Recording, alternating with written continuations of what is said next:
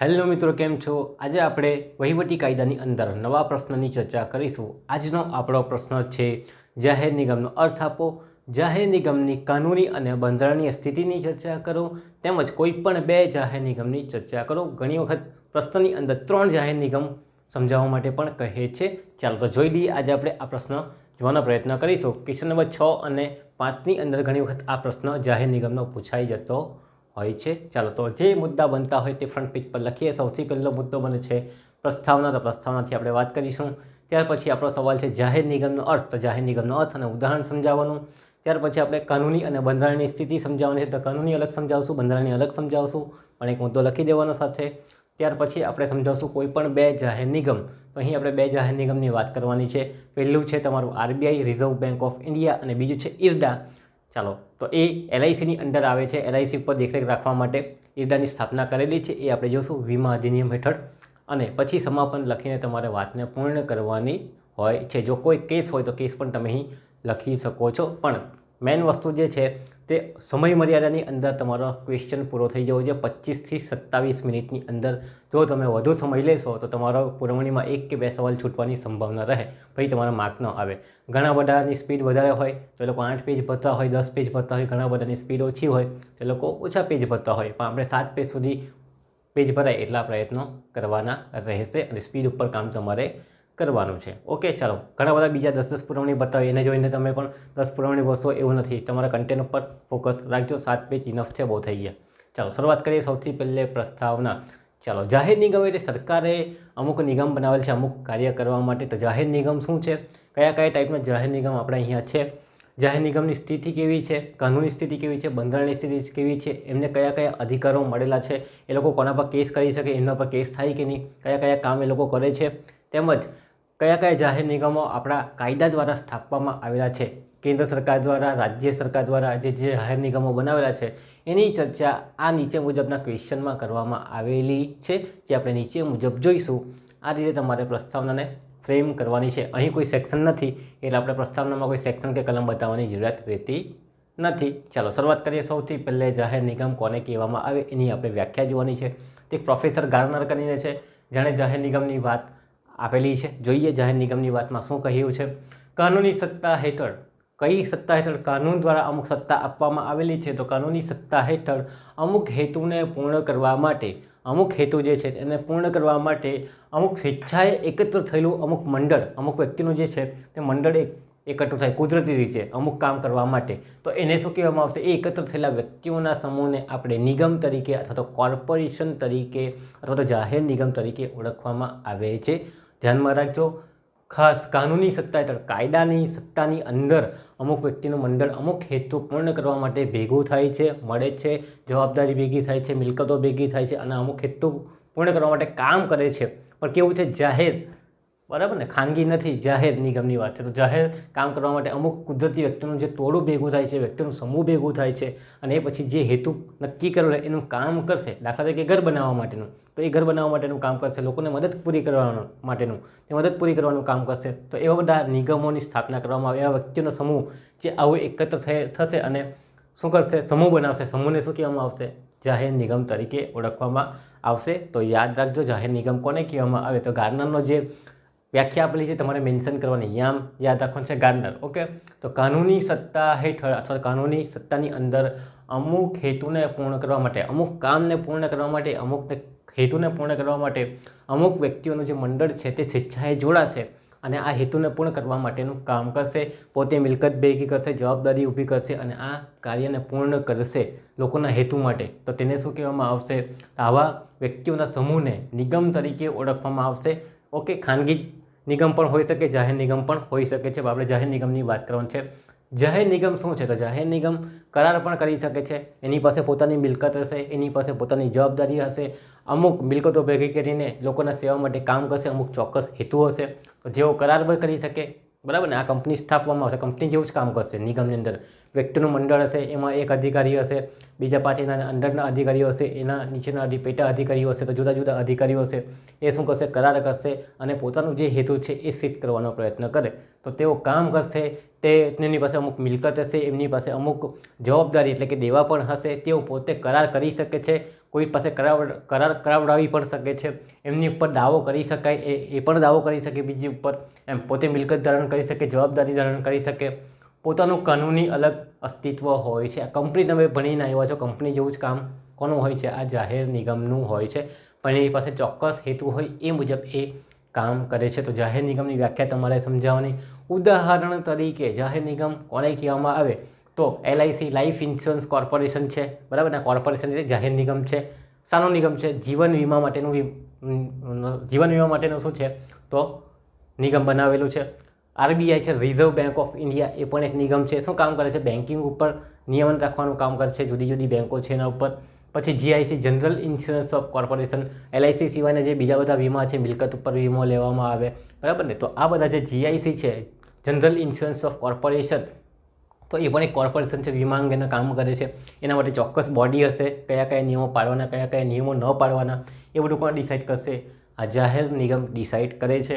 પછી ONGC oil natural gas corporation છે, SFC છે, સ્ટેટ ફાઇનાન્સ કોર્પોરેશન. તો જુદા જુદા ફાઇનાન્સ કોર્પોરેશન, કોને લોન આપવાની, કેટલી આપવાની, કોને આપવાની, એવી બધા જુદા જુદા નિયમો બનાવેલા હશે, બરાબર ને? ટૂંકા ગાળાની લોન, લાંબા ગાળાની લોન, ખેડૂત લોકોને જ લોન આપવાની છે, બરાબર? તો એવી બધી બાબતો અંદર આવી જાય છે. તો આ જુદા જુદા કોર્પોરેશનના ઉદાહરણો છે, જેની પોતાની જવાબદારી છે, પોતાની મિલકત છે, પોતાની રોકાયેલી મૂડી છે, અલગ અલગ અસ્તિત્વ ધરાવે, અલગ અલગ હેતુ ધરાવે. તો અંતે આપણે જાહેર નિગમ શું કહેવાય? તો કાનૂની સત્તા હેઠળ અમુક સ્થપાયેલા વ્યક્તિઓનું મંડળ છે, જે અમુક ચોક્કસ હેતુ પૂર્ણ કરવા માટે જોડાયેલા છે અને ચોક્કસ હેતુ પૂર્ણ કરવા માટે કામ કરે, એને જાહેર નિગમ તરીકે ઓળખવામાં આવે છે. ઉદાહરણ આપવાનું છે ભાઈ RBI અથવા તો LICનું ઉદાહરણ આપશું. લાઈફ ઇન્સ્યોરન્સ કોર્પોરેશન જીવન વીમા નિગમ અંગે ધ્યાન રાખવાનું કામ કરે છે, નિયમો બનાવવાનું કામ કરે છે, બરાબર? તો આ બધું છે, અમુક વ્યક્તિનું મંડળ હશે જે આ જીવન વીમા અંગેના બધા જ નિયમો બનાવતા હશે અને કામ કરતા હશે. તો આ જે છે તે જાહેર નિગમની વાત તમારે કરવાની, જાહેર નિગમનો અર્થ આપવાનો અને ઉદાહરણ તમારે અહીં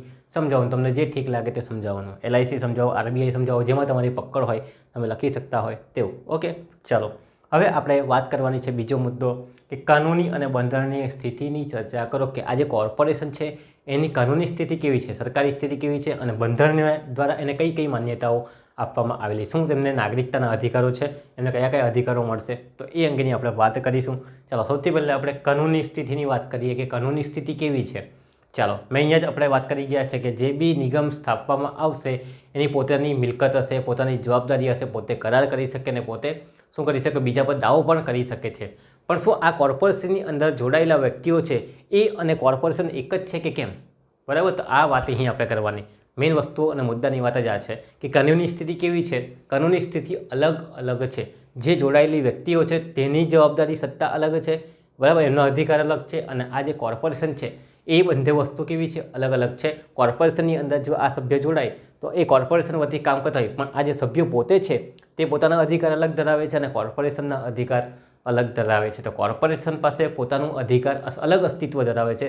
મીન્સ કે આ વ્યક્તિઓ છે અંદર ભલે કામ કરતા હોય, પણ આ બંને જે છે વ્યક્તિઓનું મંડળ છે અલગ છે અને આ અલગ છે, બરાબર? કોર્પોરેશન વતી કામ કરતા હોય ત્યારે કોર્પોરેશનના સભ્યો કહેવાશે, કોર્પોરેશન કહેવાશે. પણ કોર્પોરેશન સિવાય બીજું કામ કરતા હોય તો અલગ અસ્તિત્વ કહેવાય. દાખલા તરીકે બે વ્યક્તિનું મંડળ છે, A છે ને B છે. પોતાના ઘરે કામ કરે અને કંઈ નિર્ણય લેતો હોય તો એ પોતાની જવાબદારીથી લે, પણ વ્યક્તિ અહીં કોર્પોરેશનમાં આવીને કામ કરે તો એ જવાબદાર કોણ છે? કોર્પોરેશન છે. કોર્પોરેશન વતી કંઈ કરાર કરે આ વ્યક્તિ તો પછી કોર્પોરેશન જવાબદાર કહેવાય એવું. તો અહીંયા વાત કરેલી છે કે જાહેર નિગમ એ અલગ કાનૂની વ્યક્તિત્વ ધરાવે છે. મીન્સ કે વ્યક્તિ અંદર કામ કરે છે, પણ બંને વસ્તુ કેવી છે?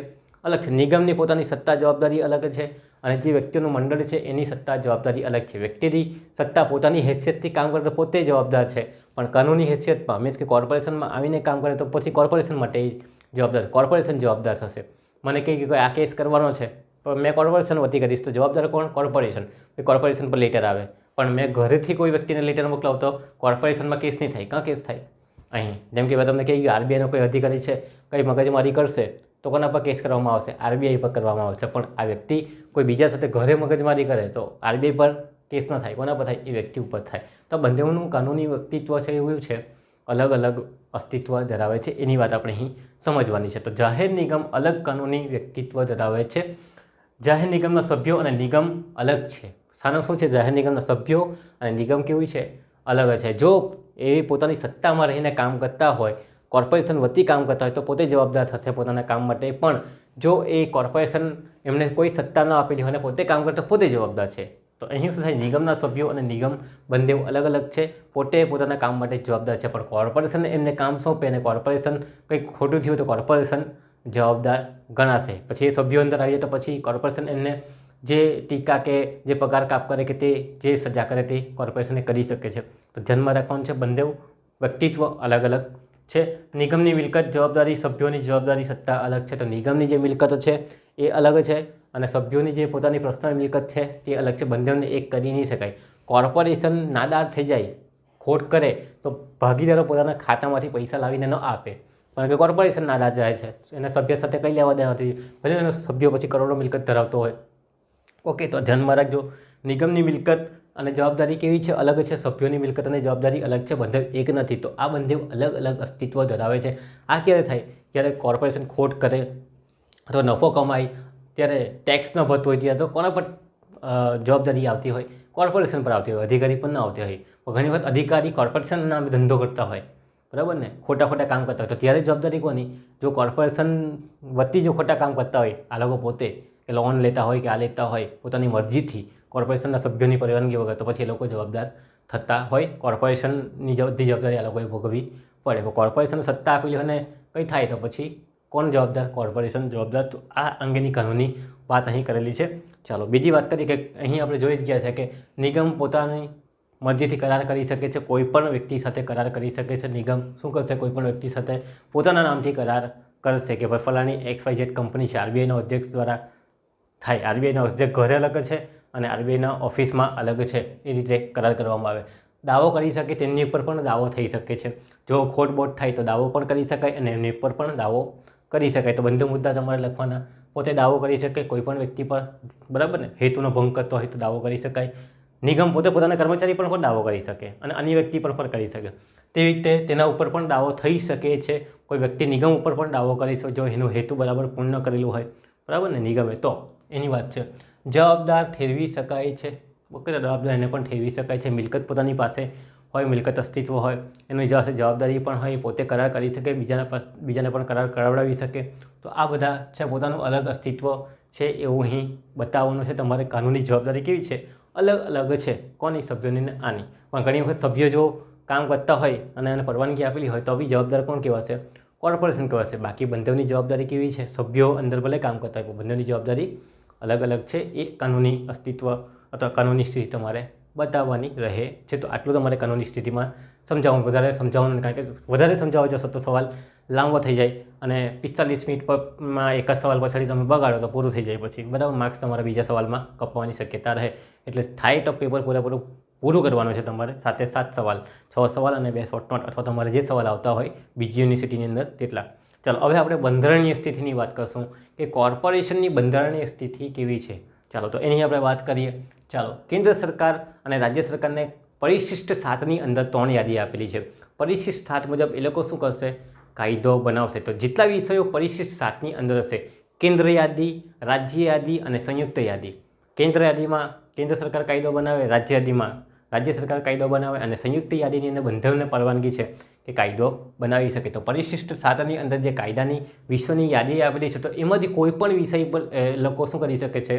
તો આ કાયદો બનાવી શકે છે અથવા તો કોર્પોરેશનની રચના કરી શકે છે. આ પહેલી છૂટ આપેલી છે, કારણ કે આર્ટિકલ 19ની અંદર કીધેલું છે કે કોઈ પણ વ્યક્તિનો સભ્યો કે મંડળ એ શું કરી શકે છે? મંડળોનો ભેગા થઈને કંઈ પણ મંડળ બનાવી શકે છે, મંડળની રચના કરી શકે, એવું આર્ટિકલ 19(1) ની અંદર કહેવામાં આવેલું છે. તો એ ધ્યાનમાં રાખજો. ઓકે, એના અંદર 19(a)ની અંદર A, B, C, D એમ કરીને આપેલું છે. આપણે એટલું બધું ડીપમાં નથી જતા. પરિશિષ્ટ 7ની અંદર કાયદા બનાવવાની યાદી છે અને આર્ટિકલ 19ની અંદર પણ વ્યક્તિઓના મંડળના સભ્યો જે મળીને સભ્યો બનીને શું કરી શકે? મંડળની રચના કરી શકે છે. એની પણ સત્તા છે. તો સરકાર ચાહે તો શું કરી શકે? જાહેર નિગમની સ્થાપના કરી શકે છે અમુક રાજ્ય વિશેની યાદીમાંથી, કેન્દ્ર યાદીમાંથી, રાજ્ય યાદીમાંથી અને સંયુક્ત યાદીમાંથી. કેન્દ્ર સરકારની યાદીમાંથી કેન્દ્ર સરકાર કાયદો બનાવશે, રાજ્ય યાદીમાંથી રાજ્ય સરકાર કાયદો બનાવશે, સમવર્તી યાદીમાંથી બંનેને પરવાનગી છે કે કાયદો બનાવી શકે છે. તો આ કાયદો બનાવવા કોઈને સરકારને લાગે કોઈ નિગમ બનાવવાની જરૂરિયાત છે તો આ યાદીનો ઉપયોગ કરીને આ આર્ટિકલનો ઉપયોગ કરીને શું કરશે, આર્ટિકલ 19 અને આર્ટિકલ 246 કહી શકો પરિશિષ્ટ 7 મુજબ તે અન્વયે કાયદો બનાવવાની એમને સત્તા છે. તો જાહેર નિગમ સ્થાપી શકે છે કોણ? કેન્દ્ર સરકાર પણ અને રાજ્ય સરકાર પણ. જેમ કે કેન્દ્ર સરકારે ઓલરેડી બનાવેલા જ છે. કયા કયા બનાવેલા છે? પરિશિષ્ટ 7ની યાદીમાં ધ્યાનમાં લઈને પહેલું છે oil natural gas corporation ONGC, LIC બનાવેલું છે, RBI બનાવેલું છે, બરાબર, દામોદર વેલી કોર્પોરેશન બનાવેલું છે. ચાલો, તો આ બધા જે કોર્પોરેશન એક એમને એમ નથી બનેલા, સરકાર પાસે કેવી રીતે બનેલા છે? તો આર્ટિકલનો ઉપયોગ કરીને આર્ટિકલ 246 અથવા તો પરિશિષ્ટ 7ની જે યાદીઓ છે એના આધારે આ જાહેર નિગમની સ્થાપના થયેલી. મન ફાવે તેમ નહીં ચાલે કે બનાવી દો, તો આ વિષય અંદર હશે તો એ બનાવી શકે છે. તો એની વાત આપણે અહીં કરેલી છે. પણ શું આ આર્ટિકલ મુજબ તો બધું બનાવી કાઢ્યું, જાહેર નિગમની સ્થાપના તો થઈ ગઈ, પણ હું આ જાહેર નિગમને કયા કયા અધિકાર મળે? પૂરેપૂરા અધિકાર મળશે, બરાબર. તો અહીં કેસ કરવામાં આવેલા ઘણા બધા. એ કેસ પરથી એવું સાબિત થાય છે કે આ જે નિગમ છે એને મૂળભૂત અધિકાર મળતા નથી. ભલે તમે કંપનીની જેમ વ્યક્તિ ગણવામાં આવતા હોય, બંનેનું વ્યક્તિત્વ અલગ અલગ હોય, પોતે બધું સ્થાપીને આગળ વધતા હોય, પણ એમને નાગરિક તરીકેના અધિકાર મળેલા નથી. કોને? આ કોર્પોરેશનને, આ નિગમને. ચાલો, તો નિગમને નાગરિક ગણવામાં આવતી નથી. જે અધિકારો નાગરિકને મળે છે તેવા અધિકારો નિગમને મળતા નથી. નિગમ નોર્મલ અધિકારી જે મળવા જોઈએ, બરાબર ને, હવા, ઉજાસ, પાણી લેવાના એ બધા અધિકાર છે. પણ બીજા બધા જે નાગરિકને મળતા અધિકારો છે, આર્ટિકલ 14, 15, 19, 21 એવા અધિકારોથી એ વંચિત રહે છે. એ અધિકારો, મૂળભૂત અધિકારો એમને મળતા નથી, બરાબર. એ માંગી શકે નહીં, એની વાત કરેલી છે. તો એક કેસ છે, એ કેસની અંદર કહેવામાં આવેલું છે. કયો કેસ છે કે જેમાં નાગરિક અધિકારો મળતા નથી? એની આપણે વાત કરીએ તો Amritsar municipal versus state of Punjab. આ રાજ્યને લગતો કેસ છે, એટલે રાજ્ય નિગમની વાત હશે કોઈ પણ. Amrit municipal versus state of Punjab, year મને યાદ નથી. નિગમને નાગરિક ગણી શકાય નહીં, તેને મૂળભૂત અધિકાર પ્રાપ્ત થતા નથી. તો આ કેસની અંદર જણાવવામાં આવેલું છે કે કોર્પોરેશનને મૂળભૂત અધિકાર પ્રાપ્ત થશે નહીં, એને નાગરિક ગણી શકાય નહીં. તો આ આપણે ધ્યાનમાં રાખવાનો છે. આ કેસ સમજાવવાનો છે કે જ્યાં કોર્પોરેશન છે એને બંધારણીય મૂળભૂત અધિકાર ભોગવવાનો કોઈ જ અધિકાર નથી. એવું કયા કેસમાં કહેવામાં આવેલું છે? તો Amritsar municipal versus state of Punjab. નિગમને નાગરિક ગણી શકાય નહીં, તેમને મૂળભૂત અધિકાર પ્રાપ્ત થતા નથી. નોર્મલ જે હવા, પાણી, ઉજાસ જેવા ધંધો સ્થાપવાનો એ બધા અધિકાર મળે છે એ મળવાના છે, પણ નાગરિકને જે સ્વતંત્રતાનો અધિકાર છે, જાહેર નોકરીની બાબતની સ્વતંત્રતાનો અધિકાર છે, વાણી અભિવ્યક્તિ, જીવન જીવવાનો, બરાબર, ધાર્મિક બાબતો, એ બધા મૂળભૂત અધિકાર મળતા નથી. એની વાત અહીં કરવામાં આવેલી છે. તો આપણે આ સમજાવવાનું છે કે બંધારણીય અધિકાર કયા કયા છે? તો કાયદો સ્થાપી શકે છે, જાહેર નિગમ બનાવી શકે છે કેન્દ્ર સરકાર, રાજ્ય સરકાર. આર્ટિકલ 19ની વાત કરવાની, પણ સાથે સાથે આર્ટિકલ 5થી 11 નાગરિકના અધિકારો મળતા નથી, એની પણ તમારે અહીં વાત કરવાની છે. પૂછે તો લખવાનું, નહીં પૂછે તો નહીં લખવાનું. હવે તમને ડાયરેક્ટ પૂછે કે જાહેર નિગમનો વ્યાખ્યા આપીને કોઈ પણ 2 જાહેર નિગમ સમજાવો, તો પછી આ લખવાની કોઈ જરૂરત નહીં. લખો તો વેલ એન્ડ ગુડ છે, બરાબર. આપણે અહીં બધી જ વાત કરી રહ્યા છીએ. આનો સવાલ પૂછાય છે એટલે આપણે સમજાવી જ દઈએ છીએ. ઓકે, ચાલો, તો આ 2 વાત કરવાની છે તમારે. કાનૂની સ્થિતિ અને બંધારણની સ્થિતિની તમારે વાત કરવાની છે કે એમને મૂળભૂત અધિકાર મળતા નથી. ચાલો, હવે નેક્સ્ટ મુદ્દો. કાનૂની બંધારણીય સ્વરૂપ સમજાવ્યા પછી 2 જાહેર નિગમ સમજાવવાના છે. તમને 3 પૂછે તો 3 લખવાના, પછી મેં 2 સમજાવી દઉં, બરાબર, ડીપમાં. પછી ત્રીજું તમારે જાતે બનાવવાનું. કેવી રીતે બનાવવાનું છે તે અહીં સમજાવો એટલે તમને ખ્યાલ આવી જશે. ચાલો, પહેલી જે જાહેર નિગમની વાત કરશું, મોસ્ટ ઇમ્પોર્ટન્ટ છે, RBI, અને બીજું છે આપણું LIC, IRDA તરીકે ઓળખવામાં આવે છે. વીમાં બીકોમની અંદર તમે ભણીને જ આવેલા છો. RBI બી તમે બેન્કિંગની અંદર ભણીને જ આવેલા છો બીકોમની અંદર, અને FIની અંદર હતું જ RBI, એટલે આવડવું જોઈએ, એટલે મેં ઇઝી લઈ લીધું છે. ઓકે, ચાલો જોઈ લઈએ. સૌથી પહેલાં RBI. તો આપણે મુદ્દા જ બનાવવાના છે, કંઈ કરવાનું નથી. સૌથી પહેલાં મુદ્દો બનાવશે સ્થાપના. RBIની સ્થાપના ક્યારે થઈ? તો 1 એપ્રિલ 1935ના રોજ, બરાબર. ચાલો, એમ તો 1934નો કાયદો છે, પણ 1/4/1935થી એની સ્થાપના થયેલી છે. ચાલો, બીજું લખવાનું એનું રાષ્ટ્રીયકરણ. એનું રાષ્ટ્રીયકરણ ક્યારે થયેલું? તો 1/1/1949. કારણ કે આપણું બંધારણ બને છે 1949ની અંદર, 46 લઈને 49 સુધી કેબિનેટ મિશન અંતર્ગત બધું ચાલે છે. એટલે 1/1/1949 તમારે યાદ રાખવાનું છે. રાષ્ટ્રીયકરણ થાય છે એટલે સરકારના અંડરમાં થઈ જાય. હવે સરકાર જે કહે તે મુજબ RBI ચાલે. પછી એનું મુખ્યાલય ક્યાં છે? મેન મુખ્યાલય એનું છે મુંબઈ. સાથે સાથે એના 4 લોકલ વડામથક પણ છે, કોલકાતા, મુંબઈ, ચેન્નાઈ, બરાબર. ચાલો, તો એ પણ એના હેડક્વાર્ટર છે. નીચે પણ આપણે મેઇન હેડક્વાર્ટર યાદ રાખવાનું મુંબઈ. પછી યાદ રાખવાનું આ ભલામણ કોણે કરેલી? તો 1926ની અંદર એક કમિશન નિમવામાં આવેલું, હિલ્ટન યંગ કમિશન. તો હિલ્ટન યંગ કમિશનની ભલામણથી RBIની સ્થાપના થયેલી છે. એણે કીધેલું કે આ એક આવું આરબીઆઈ હોવું જોઈએ જે બધા બેંકો પર નજર રાખે. તો 4 મુદ્દા થઈ ગયા. પહેલું સ્થાપના, બીજું રાષ્ટ્રીયકરણ 1/1/1949, 1 જાન્યુઆરી, મુખ્યાલય મુંબઈ, અને ભલામણ કોની? તો ભલામણ એ તો હિલ્ટન યંગ કમિશન 1926ની અંદર. ઓકે, ચાલો હવે એનો હેતુ શું છે? આ આરબીઆઈ બનાવવાનો હેતુ શું છે? તમને ખબર જ હશે, ભણીને આવ્યા છે, છતાં આપણે લખી દેવાનું કે બેન્કિંગ વ્યવસ્થાપનને નિયમન કરવા માટે, બેન્કિંગની જે વ્યવસ્થા છે એના નિયમ બનાવવા માટે અથવા એનું નિયમન કરવા માટે, કંટ્રોલ કરવા માટે, અંકુશ રાખવા માટે, નાણાકીય નીતિ ઘડવા માટે, બરાબર ને, repo rate, reverse repo rate, લોનનો દર કેટલો રહેશે, બરાબર ને, કર્જ કેટલું માફ કરવાનું, બધી જ વાત. તો નાણાકીય નીતિનું માળખું ઘડવા માટે, અંકુશ રાખવા માટે, બેન્કો ઉપર અંકુશ રાખવા માટે, નાણાકીય નીતિ ઘડવા માટે, નીતિનું નિર્માણ કરવા માટે, સ્થાપના કરવા માટે, નીતિ માટેના જે સરકારના બેન્કિંગ વ્યવસ્થા ઉપર જે કંટ્રોલ રાખવાનું છે અને જે નીતિનું નિર્માણ કરવાનું છે એના માટે આરબીઆઈની સ્થાપના કરવામાં આવેલી છે. ઓકે, તો એ તમારા હેતુમાં લખી દેવાનું છે, 1 લાઇનરમાં, બરાબર, વધારે ચર્ચા કરવાની જરૂરિયાત નથી. તો માળખું ઘડવા માટે, અંકુશ રાખવા માટે, નાણાકીય નીતિ ઘડવા માટે, એનું અમલીકરણ કરવા માટે, બેંક ઉપર નજર રાખવા માટે, બેંક બરાબર કામ કરે છે કે રીતે જોવા માટે, સરકાર વતી કામ કરવા માટે. તો એવા બધા હેતુ તમારે અહીંયા લખવાનું. મેન મહત્ત્વનો હેતુ શું છે?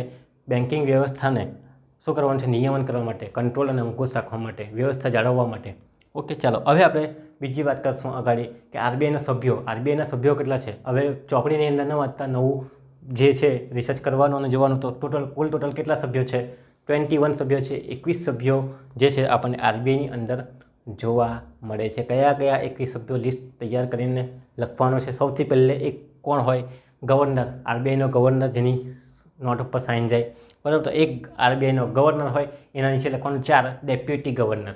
ઓકે, એક ગવર્નર, એના નીચે 4 ડેપ્યુટી ગવર્નર. ઓકે, ચાલો પછી એના નીચે 10 ડિરેક્ટર હોય, બરાબર. 1 4 10 શું થયું? 1 4 10. એક તમારો ગવર્નર, ચોથો તમારા શું છે? ડેપ્યુટી ગવર્નર, એટલે કે નાયબ ગવર્નર કહેવાય એને. ચોથા પછી ત્રીજા પોઈન્ટની અંદર 10 તમારા શું આવશે? તો ડિરેક્ટર તરીકે ઓળખવામાં આવશે. પછી બીજા 2 આવશે, તે શું છે? તો બીજા 2 છે નાણાં વિભાગના પ્રતિનિધિ. નાણાં વિભાગની અંદર કોઈ કામ કરતા જે મંત્રીઓ હશે એવા એ પ્રતિનિધિ તરીકે કામ કરશે. અહીંયા પછી મંત્રી હોય કાં તો સચિવ કોઈ બી હોય, નાણાં વિભાગના કોઈ 2 પ્રતિનિધિત્વ મૂકવામાં આવે તો 2 સંખ્યા એની. અને છેલ્લે 4 લોકલ બોર્ડના સભ્યો. લોકલ બોર્ડ એટલે 4 અલગ અલગ વિસ્તારની અંદર બોર્ડ બનાવેલા છે. કયા બોર્ડ છે? દિલ્હી, મુંબઈ, કોલકાતા અને ચેન્નઈ. ઉત્તર, દક્ષિણ, પૂર્વ, પશ્ચિમમાં 4 બોર્ડ બનાવેલા છે. એમાંથી એક સભ્યો, દિલ્હીમાંથી એક સભ્ય આવશે, મુંબઈમાંથી, કોલકાતામાંથી અને ચેન્નઈમાંથી. તો કુલ ટોટલ કેટલા સભ્યો છે? 21 સભ્યો છે જે આ આખા આરબીઆઈને સાચવે છે. ઓકે, કયા? ગવર્નર, 4 ડેપ્યુટી ગવર્નર, 10 કોણ છે? ડિરેક્ટર છે, 4 2 નાણાં વિભાગના પ્રતિનિધિત્વ અને 4 લોકલ બોર્ડના સભ્યો. એમ મળીને કુલ ટોટલ કેટલા સભ્યો થાય? 21 સભ્યો થાય. દિલ્હી, મુંબઈ, કોલકાતા, ચેન્નઈ આ લોકલ બોર્ડ આવે છે. આરબીઆઈ એકમાંથી આપણે સભ્યોની સંખ્યા લીધેલી છે. તો યાદ રાખજો, 21 સભ્યો છે, કેટલા થાય એટલા લખવાના. ચાલો હવે આરબીઆઈના કાર્યો કયા છે? તો મુદ્દા 1 by 1 તમારે લખવાનું છે. તો આટલું લખીને પછી આરબીઆઈના કાર્ય લખવાના છે. એટલે 2 પેજ તો તમારા ભરાઈ જાય. એક લાઈન છોડીને બી લખી શકો. પહેલું, નાણાકીય નીતિનું સંચાલન કરવાનું. નાણાકીય નીતિ આપણે બનાવીએ છીએ બેન્કિંગ માટે. તો નાણાકીય નીતિનું સંચાલન કરવાનું કામ, રિવર્સ રેપો રેટ, બરાબર, બેંક દર, તો એ બધા ઘડવાનું કામ કોનું છે? નાણાકીય નીતિની અંદર આવે છે. તો પહેલો મુદ્દો નાણાકીય નીતિનું સંચાલન કરવાનું છે. Bank rate, reverse repo rate, બરાબર ને, બેંક દર શું છે તો એને કંટ્રોલ કરવાનું, એનું સંચાલન કરવાનું કામ, ફુગાવાને કંટ્રોલ કરવાનું કામ કરે છે. બીજી વાત, બેંકોના બેંક તરીકેનું કાર્ય કરે છે. બીજો મુદ્દો લખવાનો, બેંકોના બેંક તરીકેનું કાર્ય કરે. બેંક પાસેથી લોન લેશે અને બેંકોને લોન પણ આપશે, બરાબર ને. રિવર્સ રેપો રેટ એની અંદર દર આવેલા છે. તો બેંકને જ્યારે જરૂર પડે ત્યારે લોન આપશે અને બેંક પાસેથી જ્યારે જરૂર પડે ત્યારે લોન લેશે પણ. અને બેંકોની બેંક તરીકેનું કામ કરે છે. બેંકને માર્ગદર્શન આપવાનું કામ કરે છે, સલાહ આપવાનું કામ કરે છે, નિયમોનું પાલન કરાવવાનું કામ કરે છે. ત્રીજો મુદ્દો, વિદેશી ફંડનું નિયમન કરે છે. તમને ખબર જ છે કે આપણે ડોલરમાં કામ કરતા હોઈએ, વિદેશ સાથે આંતરરાષ્ટ્રીય વેપાર કરતા હોય તો એ ડોલરને સાચવવાનું કામ, કે આપણો પૈસો વધી ન જાય, ઘટી ન જાય, એના માટે વિદેશી ફંડનું નિયમન કરવાનું કામ કરે છે. વિદેશી ફોરેક્સ જે આવે છે, પૈસા આવે છે, એને કંટ્રોલ કરવાનું કામ કરે, જેના કારણે આપણો રૂપિયો વધારે નબળો ન પડે એ જોવાનું કામ કરે છે. ઓકે, તો વિદેશી ફંડનું નિયમનનું કામ કરે છે. કેટલા પૈસા છે, કેટલા ગયા આવ્યા, એ બધું કંટ્રોલ કરે છે. વિનિમય દરને અંકુશમાં રાખે છે. આપણો રૂપિયો જે છે તે વધી ન જાય, ઘટી ન જાય એ રીતે શું કરે છે? તેજી, મંદી, ફુગાવાને કંટ્રોલ કરવાનું કામ કરે છે. ઓકે, તો વિદેશી દરને અંકુશમાં રાખવાનું કામ કરે, વિનિમય દરને અંકુશમાં રાખવાનું કામ કરે. નેક્સ્ટ મુદ્દો, સરકારી જામીનગીરીનું બહાર પાડે અને ખરીદીને વેચાણ પણ કરે છે. ઘણી વખત સરકાર પોતાના શું કરે છે, સરકારને પૈસાની જરૂર હોય તો સરકાર પોતાની જામીનગીરી શેર વગેરે બહાર પાડે છે. ઓકે, જામીન વિકાસ પત્રો અને બેંકના પત્રોને એવા બધા જાતના સરકારી જામીનગીરીના પત્રો હોય એને બહાર પાડે. તો એ કોણ કરશે? તો RBI બહાર પાડે છે. હમણાં જ પેલું હતો બોન્ડવાળો, બરાબર, જામીનગીરીના બોન્ડ ખરીદતા હતા બધા. નામ મેં ભૂલી ગયો છે હાલમાં. તો સરકારી જામીનગીરીના જે બોન્ડ હતા, ઇલેક્ટ્રોલ બોન્ડ, બરાબર, નામ યાદ આવ્યું, પણ ઇલેક્ટ્રોલ બોન્ડ હતા, એને ખરીદ વેચાણનું કામ કોણ કરતું હતું? RBI કરતું હતું, બરાબર. તો એ જ વસ્તુ છે, સરકારી જામીનગીરી ખરીદવાનું, બહાર પાડવાનું, એ બધું કામ કોણ કરે? RBI કરે.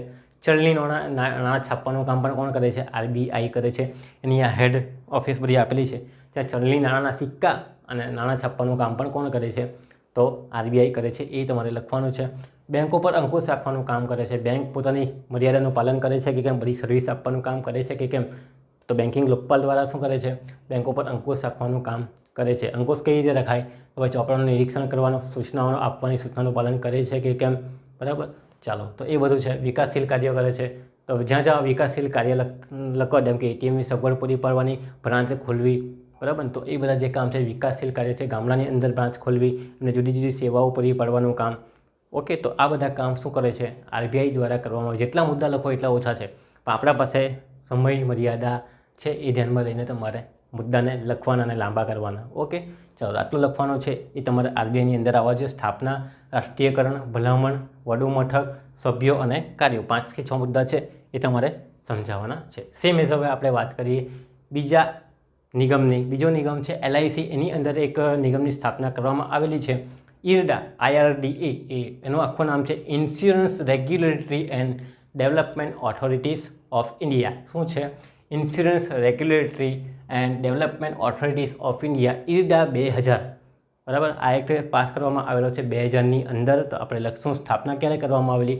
એમ 1999માં બધું થયેલું હતું, પણ સ્થાપના થાય છે 2000ની અંદર. તારીખ આપેલી નથી એટલે આપણે 2000 તરીકે યાદ. તો IRDA એક્ટ 2000માં પાસ થયેલો છે.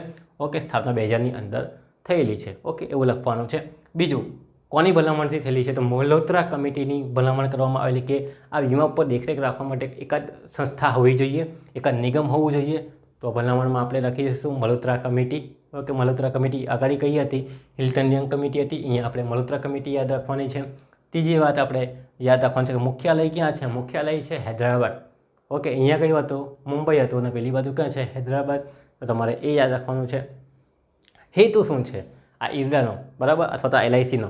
તો વીમાનો વેપાર અને વ્યવસ્થિત કરવા માટે, વીમાના વેપાર છે એને વ્યવસ્થિત કરવા માટે, એનું નિયમન કરવા માટે, લોકોના નાણાં વ્યવસ્થિત રોકાણ થાય, એનો વિકાસ થાય, નિયંત્રિત થાય, એની સ્થાપના કરવા માટે આ રેગ્યુલેટરીની સ્થાપના કરેલી છે. ઓકે, સ્થાપના કેમ કરેલી? તો વીમાના વેપારને નિયમન કરવા માટે, લોકોના જે હેતુના જે પૈસા રોકાય છે, વીમાની અંદર રોકાણ કરે છે, એ રોકાણ વ્યવસ્થિત થાય, એ હેતુથી આની સ્થાપના કરેલી છે. પેલું હું કહીને કોઈ ઉલ્લુ ન બનાવી જાય, છેતરપિંડી ના થાય, એ હેતુથી. તો નિયંત્રણ રાખવા માટે, કારણ કે જુદી જુદી કંપનીઓ છે, બધા પર નિયંત્રણ રાખવા માટે, સંચાલન કરવા માટે આ IRDAની સ્થાપના કરવામાં આવેલી છે. એવું તમારે શોર્ટમાં હેતુ સમજાવી દેવાનો છે. અને રેગ્યુલેટરીનો વિકાસ થાય, વીમા વેપારનો વધુમાં વધુ વિકાસ થાય, એના માટે પણ હેતુ રહેલો છે. ઓકે, હવે સભ્યોની વાત કરીએ કે IRDAની અંદર કેટલા સભ્યો છે. તો IRDAની અંદર કુલ ટોટલ 10 સભ્યો છે. એક છે અધ્યક્ષ. તો IRDAનો અધ્યક્ષ કેવા છે?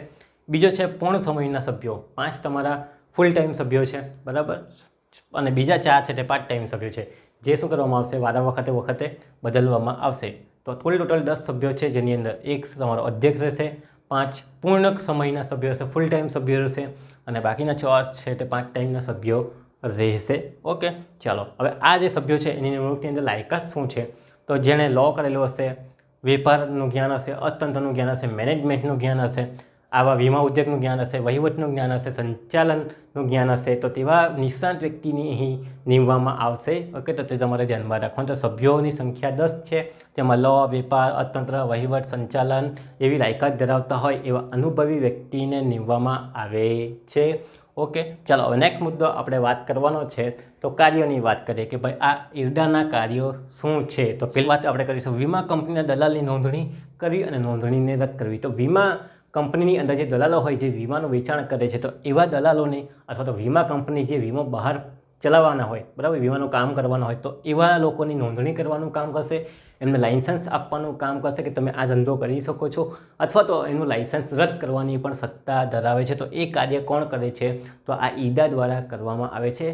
શાના માટે? તો નિમણૂક કરવા માટે, અથવા તો નિમણૂકને રદ કરવા માટે, લાઇસન્સ આપવા માટે, અથવા તો લાઇસન્સ રદ કરવા માટેનું કામ કરે. બીજું, વીમા વેપારના વિકાસની સક્ષમતાઓ વધારવી. તો વીમા વેપારની સક્ષમતાઓ વધારે, લોકોને વિશ્વાસ રહે, વીમાનો વેપાર વધે, એ હેતુથી લોકોની સક્ષમતા વધારવાનું અને એ વિકાસ પંથે આગળ વધે એવા કામ કરવાનું કામ કોણ કરે છે?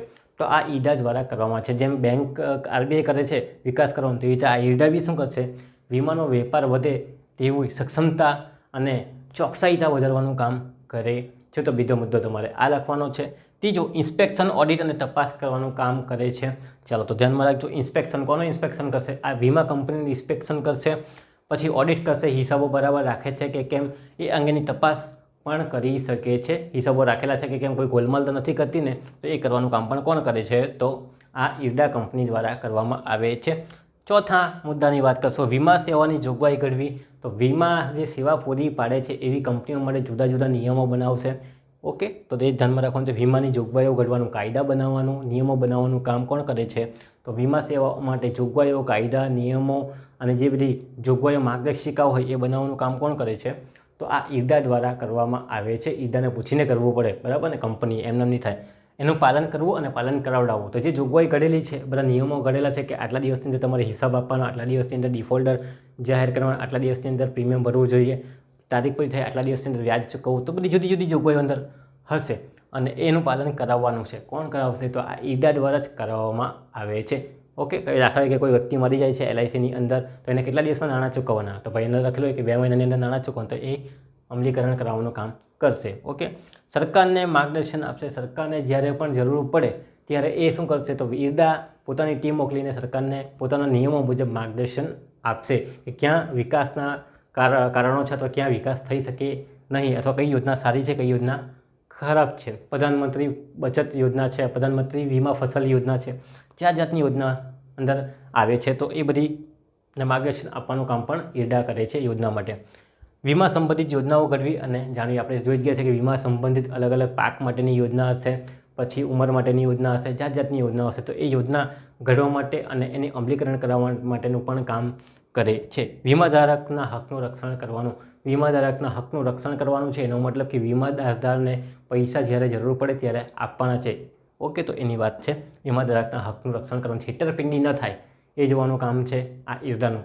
ઓકે, બીજું, દલાલ એજન્ટની લાયકાતો કરવી ભાઈ અને તાલીમ પૂરી પાડવી. તો જે દલાલો છે, બરાબર, કોની અંદર? આ વીમા કંપનીની અંદર જે દલાલો કામ કરશે, જે એજન્ટો છે, એની લાયકાત ઘડવાનું કામ કરશે. કોઈ કયા કયા વ્યક્તિઓ જે છે આવા મેનેજમેન્ટનું કામ કરી શકે, અથવા તો આવા દલાલનું ખરીદ વેચાણનું કામ કરી શકે છે. અને એમને તાલીમ પણ પૂરી પાડે છે 2 થી 3-4 મહિનાની, અથવા તો 5 થી 6 મહિનાની અને તાલીમ પૂરી પાડવાનું પણ કામ કરે છે. ઈડા દ્વારા આ વીમાને લગતા બધા જ કામ કરવામાં આવે છે. તો જેટલા કાર્ય તમને યાદ રહી એટલા તમારે અહીંથી લખવાના છે. FI BComની અંદર આ વસ્તુ તમે ઓલરેડી ભણીને જ આવેલા છો, નહીં ભણશો છતાં અહીં તમારે ભણવી પડશે. ત્રીજો જો તમારે સમજાવવો હોય તો SEBI તમે સમજાવી શકો છો કોર્પોરેશનની અંદર. Okay, security exchange board of India 1992 એ તમે અહીં લખી શકો. આના જેવું જ આવશે સેમ. આ સ્થાપના ક્યારે થયેલું, હેતુ શું છે? તો હશે જામીનગીરીના ખરીદ વેચાણ ઉપર નિયમન રાખવાનો હેતુ છે. ભલામણ કોના દ્વારા કરવામાં આવી તે લખવાનું. મુખ્યાલય ક્યાં છે, એના સભ્યો કમિટીની અંદર કેટલા છે તે લખવાનું છે, અને એના કાર્યો શું છે. તો SEBI તમે લખી શકો. તેવી રીતે ONGC છે એ પણ તમે લખી શકો છો. આ રીતે તમારે શું કરવાનું છે? સૌથી પહેલાં પ્રસ્તાવના સમજાવવાની, ત્યાર પછી જાહેર નિગમનો અર્થ અને ઉદાહરણ સમજાવવાનું છે, પછી જાહેર નિગમની કાનૂની અને બંધારણીય જોગવાઈઓ સમજાવવાની છે, ત્યાર પછી જાહેર નિગમો જે 3 હોય તો 3 અને 2 હોય તો 2. અહીં આપણે RBI અને ઈડાની સ્થાપના, ઈડા જે છે તેને આપણે સમજાવેલું છે. ત્રીજું તમે SEBI કરજો. ઓકે, SEBI શોધજો ઇન્ટરનેટ પર એટલે તમને મળી જશે. અને જો બુકમાંથી તમારે કરો તો બુકમાંથી કરજો, પણ બુકની અંદર ઘણી બધી બાબતો જૂની થઈ ગયેલી છે એટલે આપણે એને ધ્યાને બહુ લેતા નથી. નવું જે રિસર્ચ કરીને આપણે બનાવવું પડશે. પછી તમારે સમાપન લખવાનું છે કે જાહેર નિગમ જે છે સરકાર દ્વારા બનાવવામાં આવે છે. જાહેર નિગમ પોતાની કામગીરી યોગ્ય રીતે કરે છે. LIC છે, GIC છે, ONGC છે, RBI જેવા ઘણા બધા જાહેર નિગમો સરકાર દ્વારા પરિશિષ્ટ 7ની યાદીમાંથી બનાવવામાં આવેલા છે. અને જેઓ જાહેર નિગમનું કામ, પોતાનું કામ સારી રીતે કરતા હોય છે, જે આપણે ઉપર મુજબ જોઈ ગયા છે. એ રીતે તમે સમાપન લખીને તમારી વાત પૂર્ણ કરવાની હોય છે. તો ટાઈમિંગ ખાસ જોવાનું છે, સમય વીતી જાય વધારે તો તકલીફ પડી શકે છે. નવા સવાલ સાથે આપણે ફરી પાછા મળીશું. ત્યાં સુધી તમારો આભાર.